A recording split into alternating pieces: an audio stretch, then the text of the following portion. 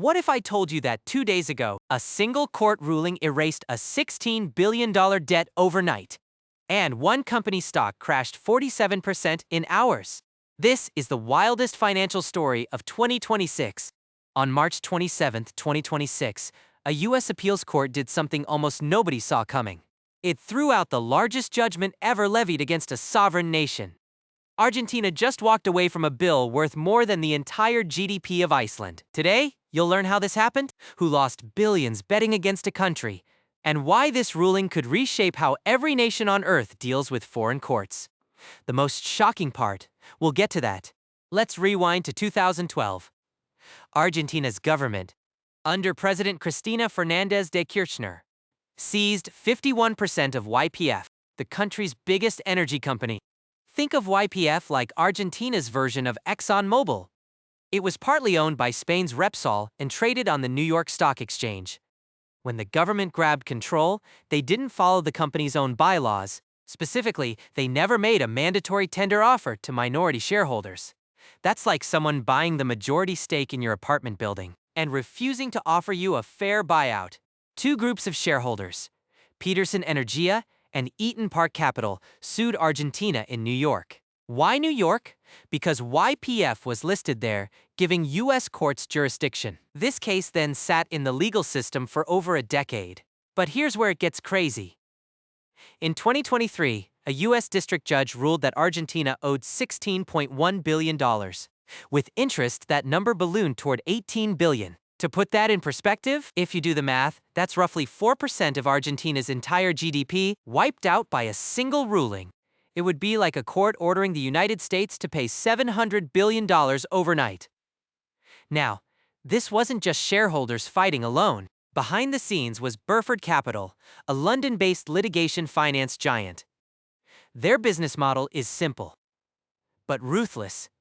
They fund other people's lawsuits and take a massive cut of the winnings. Burford had reportedly invested over $200 million into this case, expecting a return of billions. They were so confident, this single case represented a huge chunk of their entire portfolio value. Wall Street loved the bet, but Argentina wasn't ready to surrender. And the person leading the fight was about to change everything. Enter Javier Milei.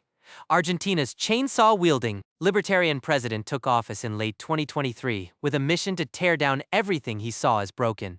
His legal team mounted an aggressive appeal, and their argument was deceptively simple. Argentine law should govern what the Argentine government does inside Argentina. The original shareholders' claim rested on company bylaws that referenced Argentine civil and public law. Milei's lawyers argued that under those actual Argentine statutes, the shareholders' claims simply didn't hold up. On March 27th, the Second Circuit Court of Appeals agreed 2-1. They ruled that the lower court had misapplied Argentine law. The entire $16 billion judgment was voided. Gone. Now I looked into this, and what strikes me is the elegance of the strategy. Milei's team didn't argue the nationalization was fair. They didn't claim Argentina was innocent. They said you're using our own laws wrong, and the appeals court said, you know what? You're right, but there's another side to this story. Not everyone is celebrating. Burford Capital's stock plummeted roughly 47% when the news broke. Investors who had bet on this payday lost billions in market value in a single trading session. And the original shareholders, the ones who actually lost money when Argentina seized YPF, still have nothing to show for 14 years of litigation. There's a real argument that what Argentina did in 2012 was genuinely unfair to those investors. They bought shares in good faith, and the government took control without following the rules. The counterargument is that a foreign court shouldn't be the one to decide how much a sovereign nation pays for its own policy decisions. This tension between protecting international investors and respecting national sovereignty is exactly why this case matters far beyond Argentina. And wait till you hear what this means for the future. Here's my projection. At this rate, within the next 3 to 5 years, we're going to see other nations use this ruling as a playbook.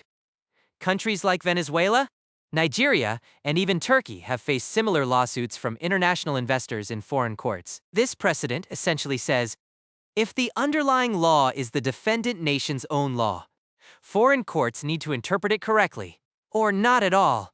That's a seismic shift. For Argentina specifically, Removing this $16 billion cloud means Milei can now pitch the country to foreign energy investors with a clean slate.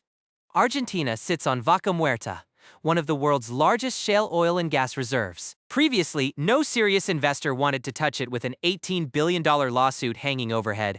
This is actually connected to the global energy transition. If Argentina can now develop Vaca Muerta at scale, it becomes a major player in global natural gas supply, potentially rivaling Qatar and Australia.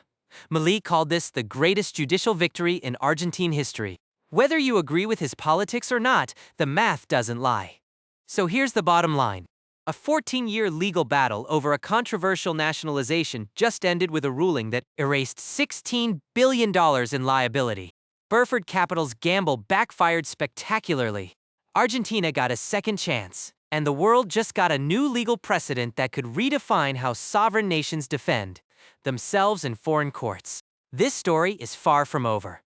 If this blew your mind, hit that like button and subscribe so you don't miss what happens next. Drop your take in the comments. Was this justice, or did investors get robbed? See you in the next one.